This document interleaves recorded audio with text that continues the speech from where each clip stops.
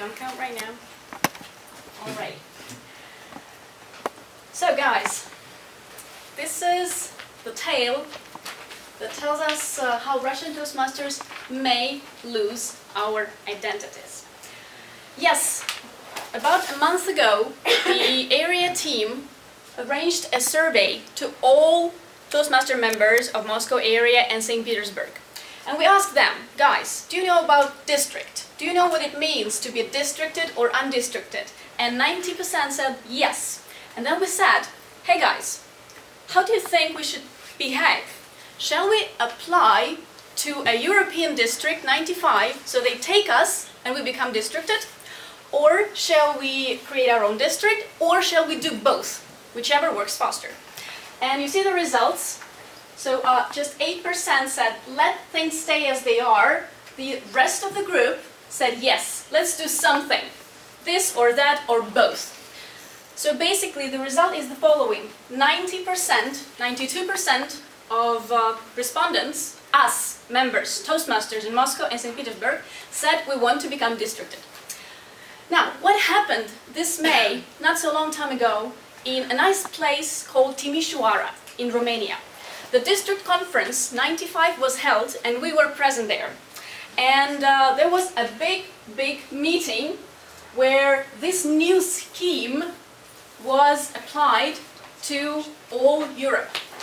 Basically, there were two districts in Europe, 59 and 95. And in 2018, the new story was approved. There will be 6 districts in Europe. That's a lot. And please pay special attention to district number D, which is orange.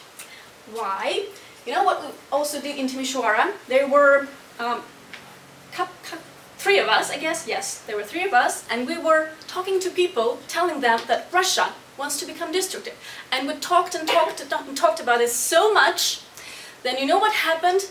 A month later, when we came back to Russia, I got a phone call from a person, and guess what else I got from him? A proposal. When you say a proposal, that may mean a suggestion or a proposal to get married. So from a nice Finnish guy, sorry the wrong picture, this guy, David Gelkin, he was here once at a conference, is a great speaker and a great leader. He made me a proposal. And you know what he said?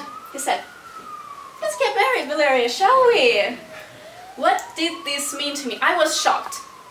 And when we discovered the topic, it appeared to us that Finland wants to marry us, Russian Toastmasters. Who is getting married? The whole country is getting married to just a couple of cities, Moscow and St. Petersburg, leaving the rest of the country aside. What are the risks, I asked myself and the team of area committee. What happens when a woman marries a man in Europe? She changes her passport, right? She becomes a Finnish woman, not a Russian one. So if we get married to Finland, this automatically means that we do not represent Russia, a district, but Finland. So we become Finnish. Remember the first words, the Google Translate means that, you know, how to get Finnish. So we will all get Finnish citizenship.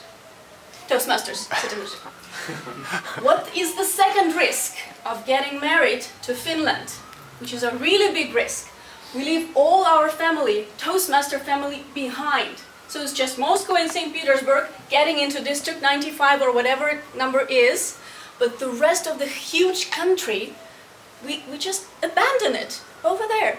Nobody cares what happens to the rest of this biggest country in the world, no matter how many Toastmasters clubs will be founded there.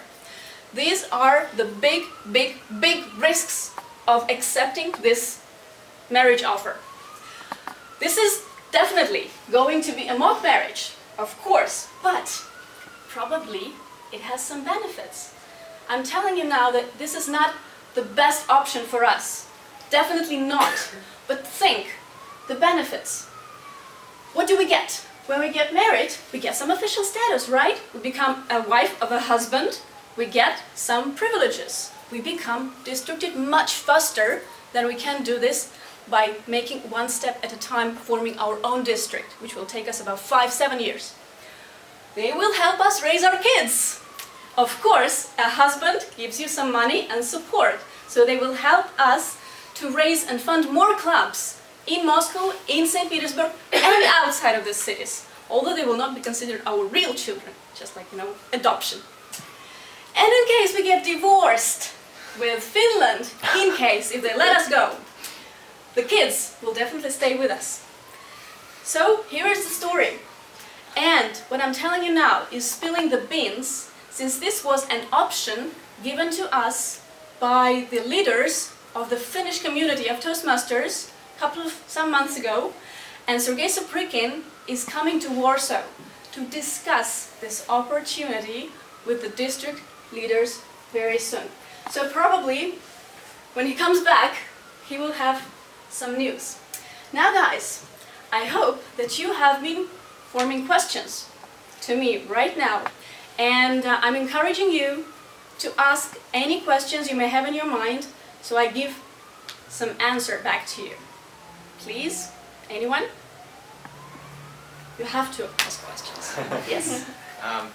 Valeria, since the topic of your speech is speaking under fire, let me put on some fire and ask you this question. Do you really understand that accepting that proposal would mean that we totally lose control over what happens in Moscow and St. Petersburg Toastmasters, that we will subdued by some Finnish clubs? We have no idea what they are, what they are doing, and they will be dictating us the rules.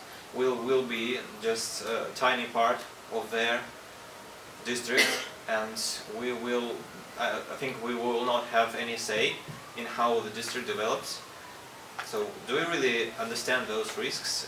Because you haven't addressed them in your speech. I do. Yes.